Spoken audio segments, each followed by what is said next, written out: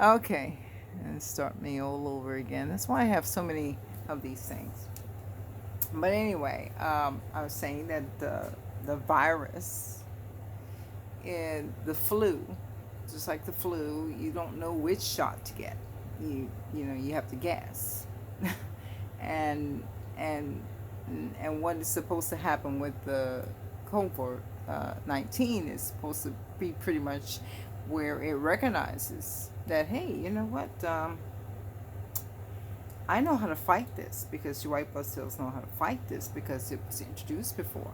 But what if, the virus can change to something else, and that white blood cell's like, I never met him before, or her, and it can attack you all over again, and say sometimes worse, sometimes worse, and we have to understand this is how things happen.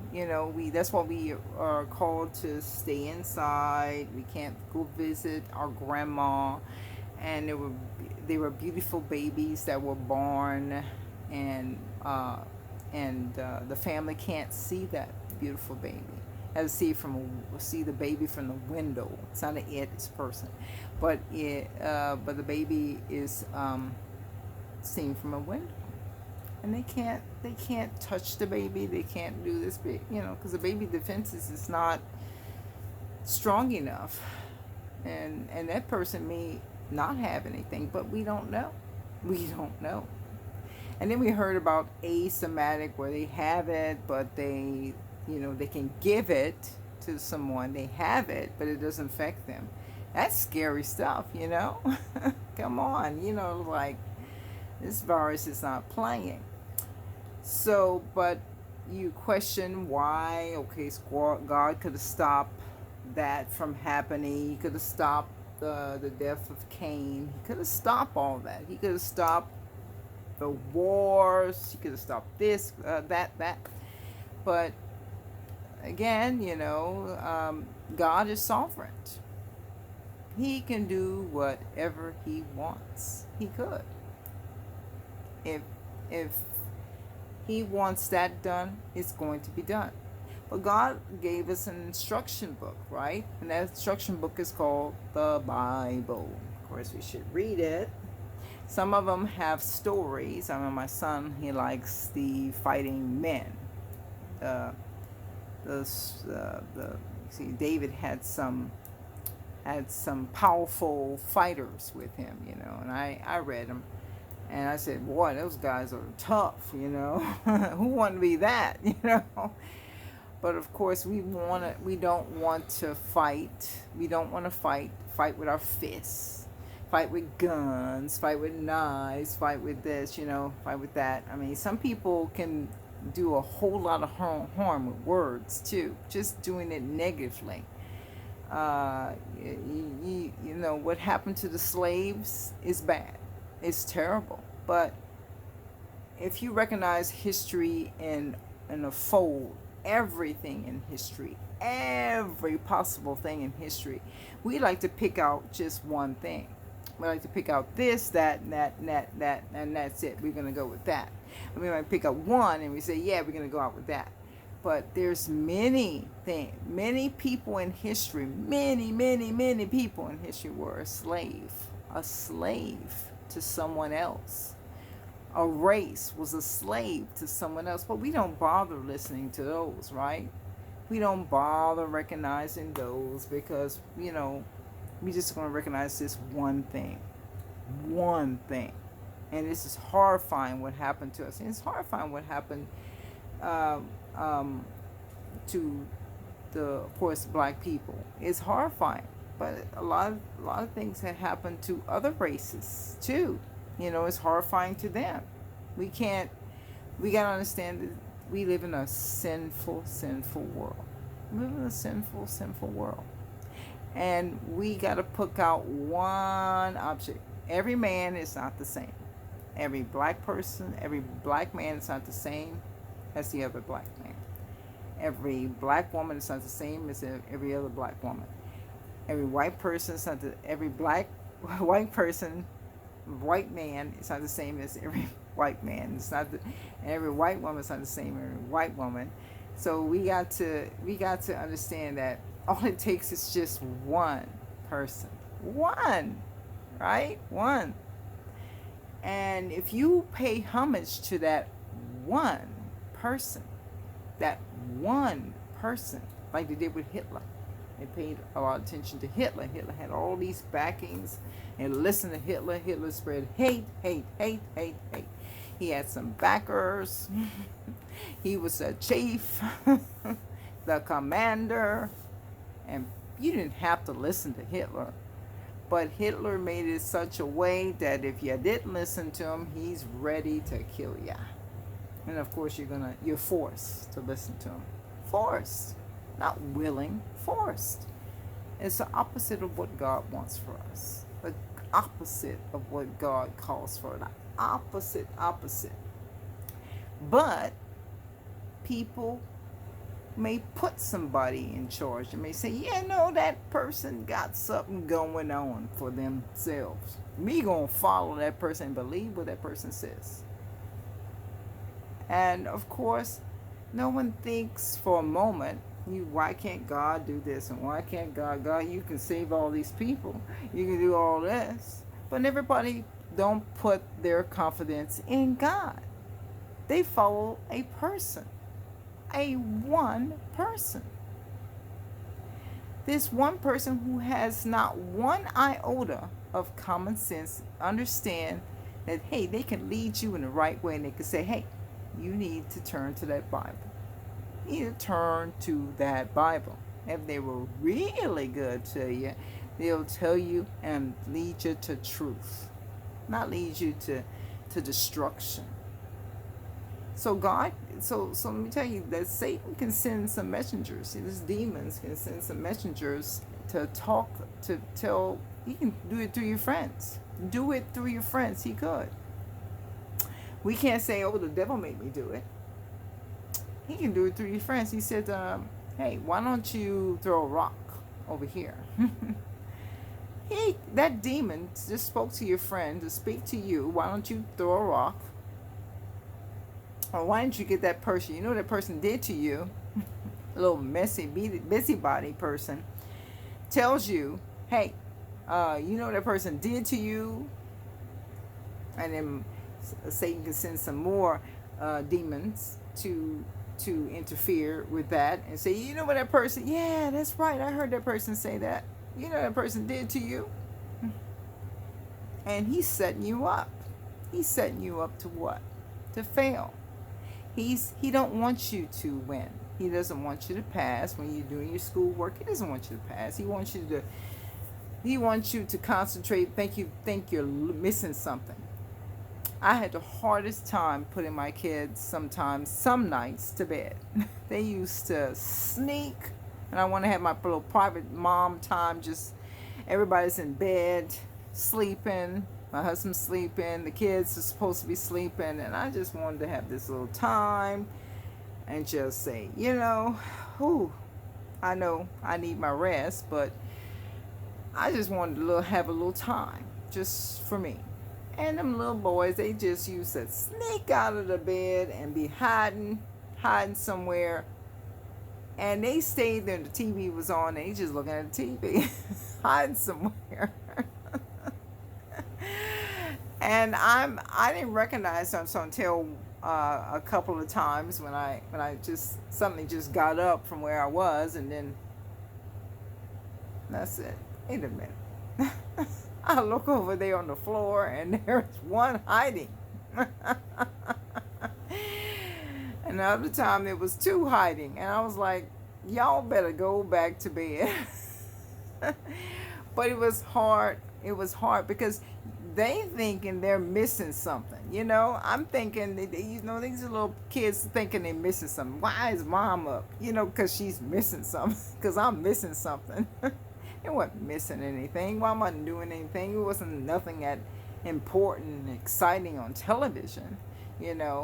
I just wanted a little shut up time, a little time, me time, a little me time. I know every woman's me time is different from the other, but that was my me time. You know, I create something. I'm an artist, and I just drew pictures, drew paintings, did all kinds of stuff because it was just a time that I can get away and say, hey, it's me. It's me. It's just me. Nobody, no kids or were coming at me and saying mom and crying and all that stuff. I just wanted that time. And of course I wanted my husband to get some sleep, but I wanted them to get some sleep because we need sleep. And of course I slept a little longer until they came to wake me up in the morning, and that was a blessing. But I didn't always receive it as a blessing. But anyway, we always think we're missing something. We're not missing anything. Not missing one iota of anything. You leave a party and the party seems like it's dying down, and they got some that stay longer because they stay long because they want the fun to stay. Keep going with the fun. Then you don't want a party to go down, especially when you're having fun at a party. You don't want it to die down. But we know that a party must come to an end. Everything's got to come to an end. Everything. And we all have a purpose here. We all have a purpose. God gave us a purpose. He gives us gifts. And of course, it's not the same as the gifts that you have, like the artists is with their paintings and drawings, or a singer with his voice, or athlete with his speed. It's not the same as that. He gives that. That's by grace. We all live by grace, but he gives us. There's other gifts that he gives us, and he uses us for. Just like we're like the tree. There's a tree. No, of course I don't know. There's a tree, and the tree has branches, okay? And the branches has what? Leaves. It has leaves, lots of leaves here and there. It's just all over the place. Of course, let me just take this off. Cover the umbrella. And there's leaves all over, and it pretty much covers the tree, right, with these. And birds like to go on the trees and whatnot. But it's the root, and the tree has the root. Are you grounded? Have you ever heard that term? Are you grounded? But are you grounded? And a tree would have to be grounded. You don't want a tree to be uprooted, because a tree is a big, big thing. And when a tree falls, somebody's gonna know, and people gonna know about it, right? Because it's big. And here it is. We're the branches of this. Here are the branches of the tree. We're the branches. Okay?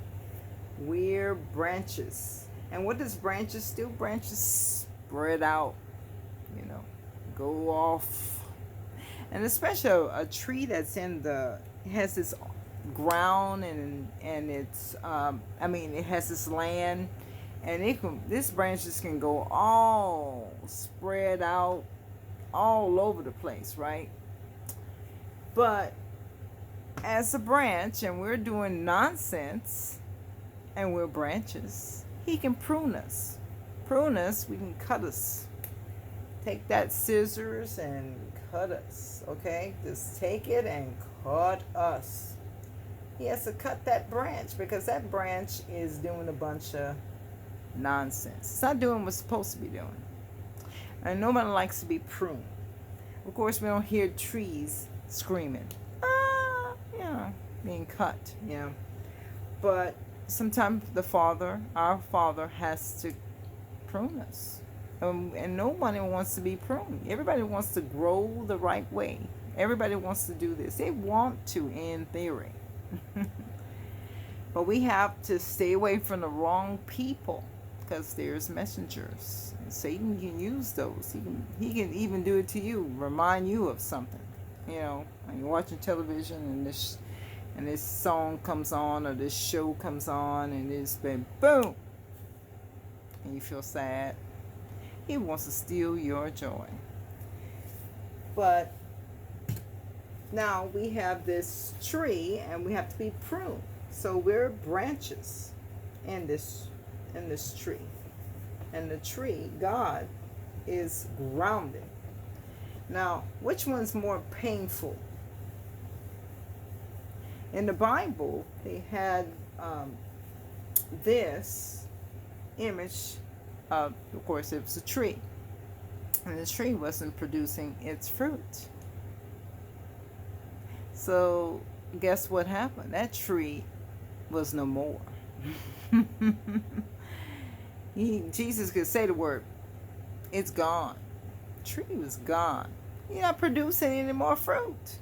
And we're, as Christians, we're supposed to be producing, spreading the word, Jesus. We're not spreading that in anger, like hate.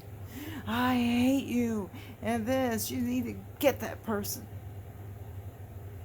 Now, that's hate. Those things are hate. But we are called as Christians fishermen. So we're fishermen. There's plenty of fish. Okay. You know, in the flood, you would think, just in, as I'm saying, you know, all the animals died and the people died except for Noah and his wife and his 3 boys and their wives, right? But you would think the fish is fluttering, right? The fish has got this easy. The birds even died, but the fish got it so easy because they were already in the water. It's funny, you know, but there's many fish. There's lots and lots and lots and lots of fish.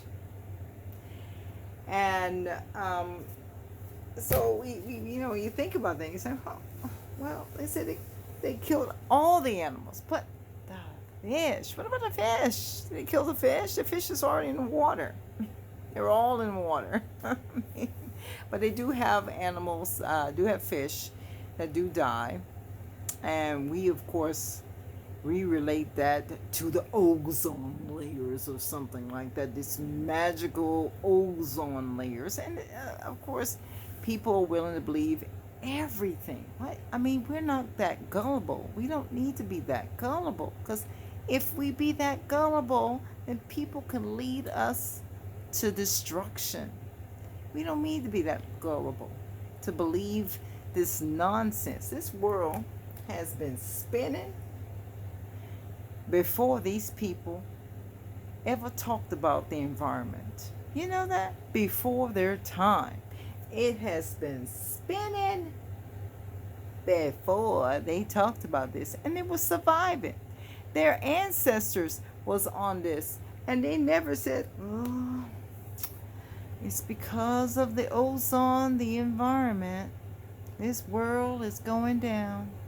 And here are these wackos telling you that the world is being destroyed because of your use of your cars, the use of what you're doing this, you're doing that. Your ancestors was doing far, far worse than that. But no one talked about the ozone layer. All you need is just one. That's all. You needed just one, and that's all you needed was one person. One person to start this whole thing. One person.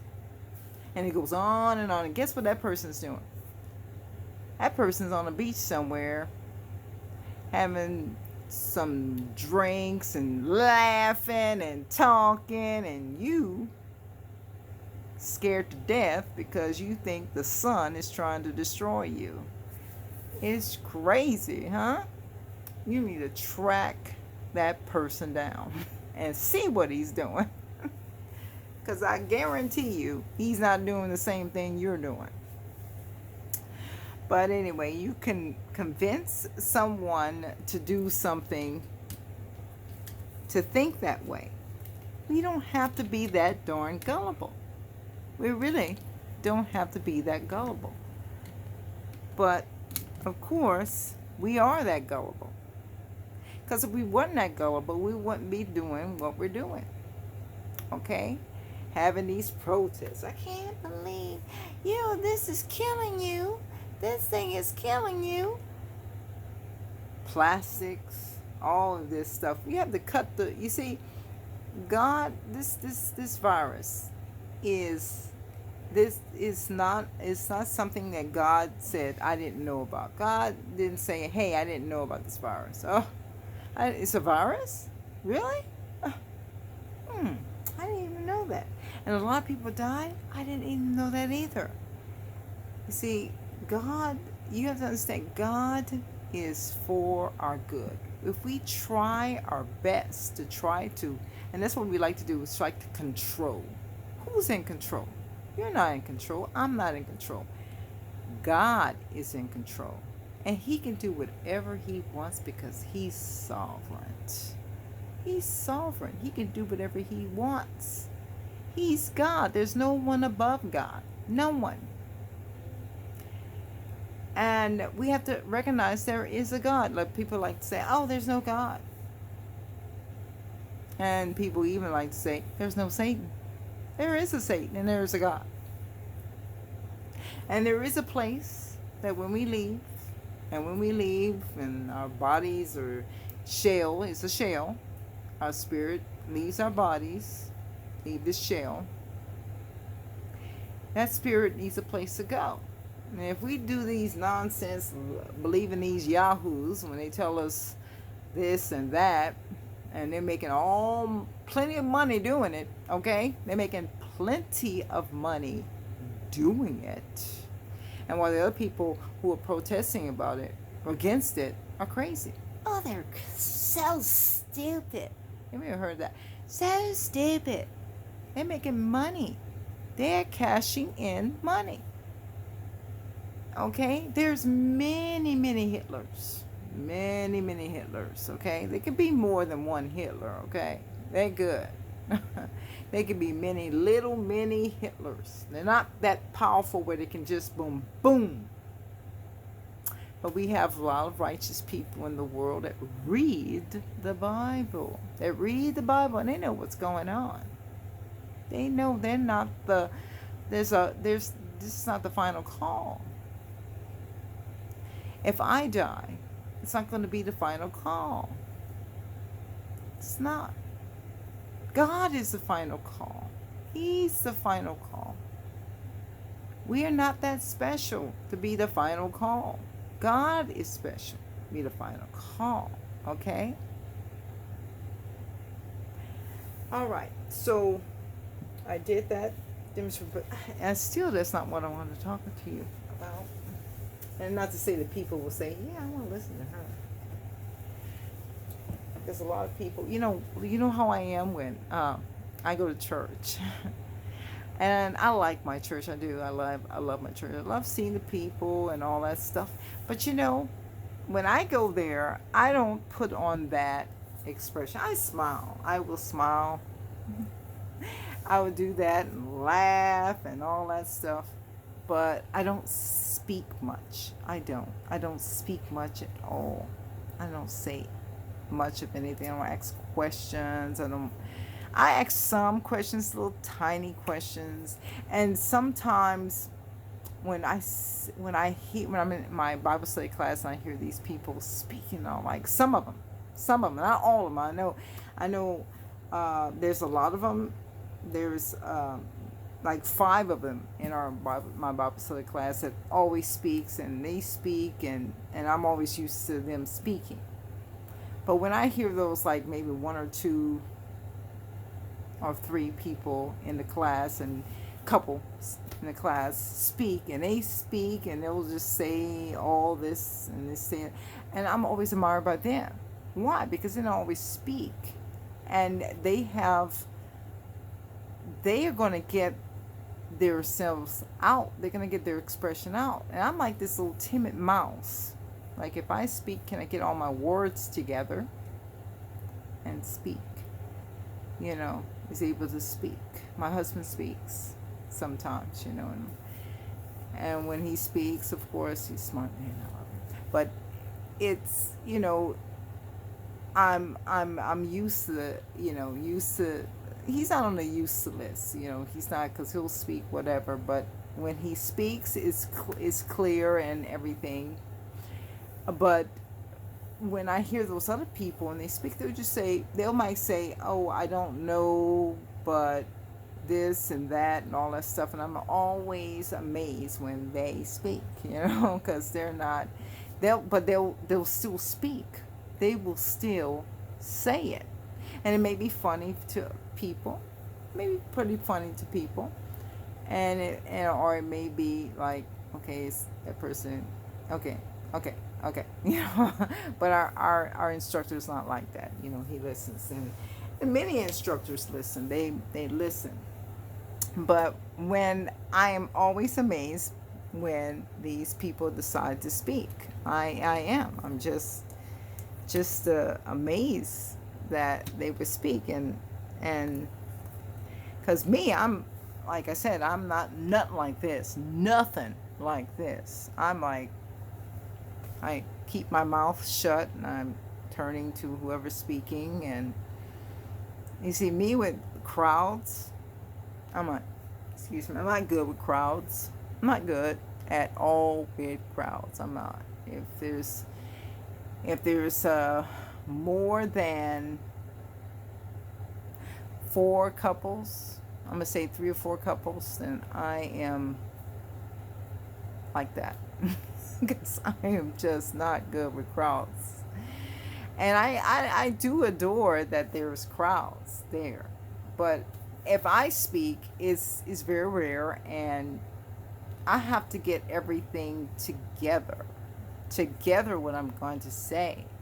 And sometimes when I don't hear a response to what I said, I feel like it didn't go through, you don't understand. And when I talk more, they might, feel like I have to talk more. Okay, they didn't get it. They didn't understand what I'm saying. Well, it came from left field. I don't know what I'm going to say to save myself.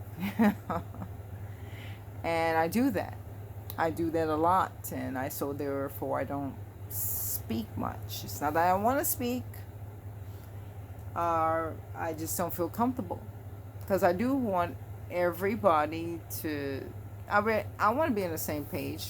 I want to feel like I am on the same page. I don't feel like whatever I say is just like, and they have to analyze it from Morse code. I want them to receive it the same way as I try to receive. When those people that don't really speak a lot, but when they do speak, and then people look like, what is she trying to say? You can't, but they still speak, and I admire them because they still speak, and I try to understand what they say. I had my old Sunday school class. I had this lady, and she's very knowledgeable, and I love her, and of course I don't talk to her at all anymore, because we're going to a different church. It's the same church, but it's a sister church of their church. And I just understood everything she said, and my husband understood everything she said, and stuff like that. And what she said was knowledgeable, and I understood it. And I said, and when she said it,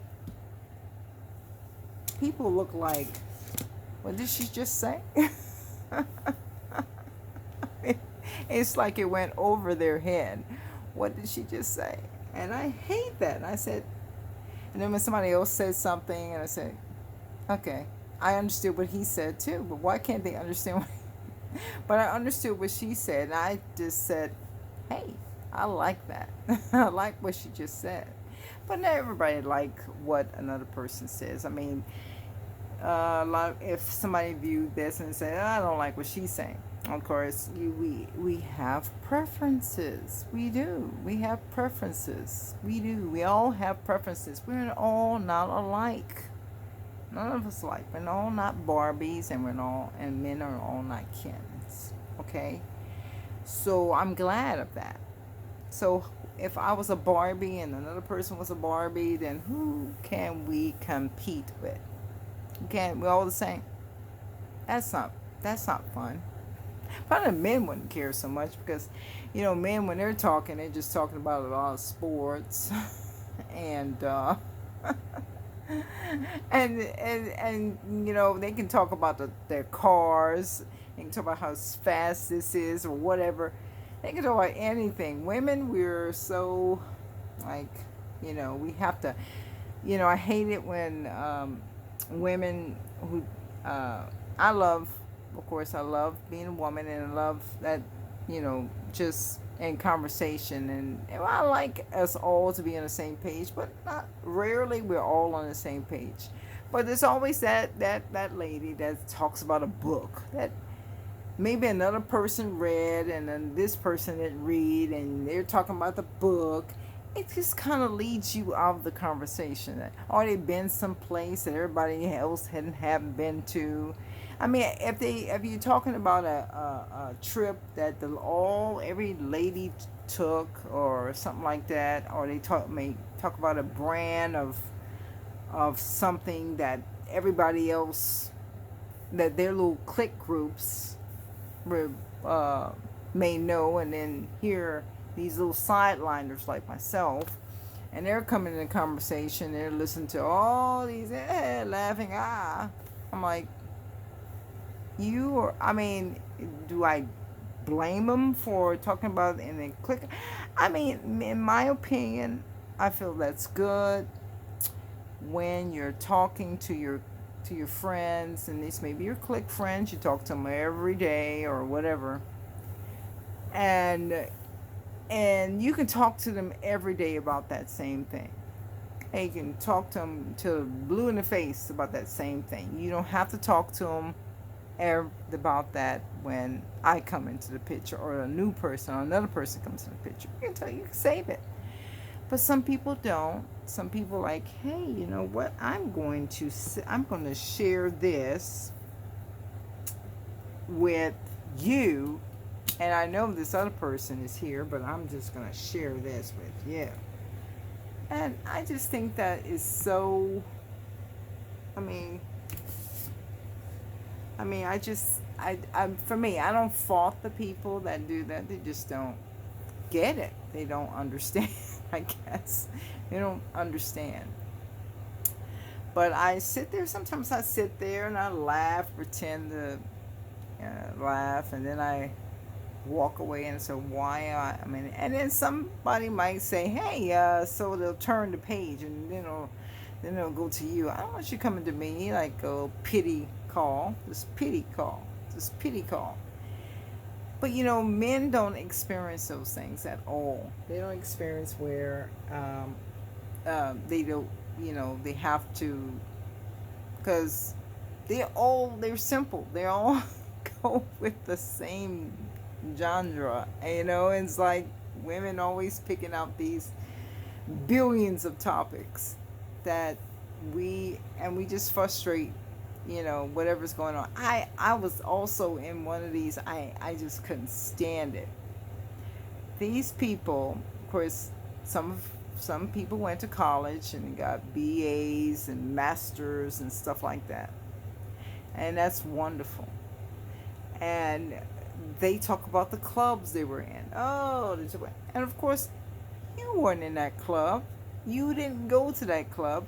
Why are you talking about that club when you see so many other people? How you know they went to the club? And then, of course, there's one or two that went to the club, and others like, of course, didn't go to the club. Didn't go to the club. But you spend that time talking and laughing and all this stuff. I figure you could do that anytime.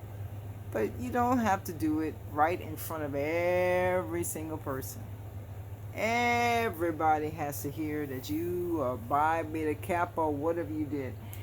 That's wonderful. And you talk to those Phi Beta Kappas, and that's wonderful. But not everybody is Phi Beta Kappa. They're just average, or they will belong to some other sorority, and they kind of but Of course, we gotta love us as women. We like we like that attention. We like to be attention. We like that attention. So as men like attention, but women, we like attention. Women like other women to look at them, not look at them like gay or something like that. No, um, you know, but yeah, I probably shouldn't say that, but anyway, women do like other women to look at them. They like men to look at them. Heck, even so, they like a woman, like a man to look at them when he has another woman. Okay, they like that too, because that means what they look good. Okay, every woman like that. I mean, every woman, even myself, want this attention, like attention. Who don't like attention? I don't know anybody. A baby likes attention. That's why they cry. But everybody likes attention. And of course, I want to say that a lot of people are honoring the doctors and the nurses, the healthcare. I mean, they were affected too. They can't even go to their families by this pandemic, and it's sad. It's a sad case. And of course, our president is looking into cures and all this stuff, and of course, there's scientists looking into antidotes and to try to take this pandemic and put it to rest, because it is affected and twisted a lot of people's lives. It has. But you can't blame one person because of this pandemic. You can probably blame, and a lot of people blame a race for oh, it's your fault for Ukraine. Yes, they created, but they're man. Okay, man, not the whole country did it. The whole country didn't do it. It's just these men that did it. And that's what we have to understand. All it takes is just, where's my pen? Where's my one? And then you invite somebody else. And then you go on from there and say, let's take this. Let's create this. And then once you do it, you had something that was too uncontrollable to control. And this is what this pandemic was. It couldn't be controlled. So we can't look at the whole country in a whole, and yes, it's those people that did it. And all you take is one person. They have this idea. Let me do this. And then he bites his brother colleague, and they do it. And they bite this kid. And they bite this. And then boom, it happens, and they say, okay, let's contain it. Can't contain it. But anyway, that's how it spreads. That's how things happen. The one person that says hachu, they have flu. Another person, they have the flu. And then that other person may give it to the family members, and all the people have flu. And then the family members come across some other people, and then boom, that's it. That's how it spreads. But we don't blame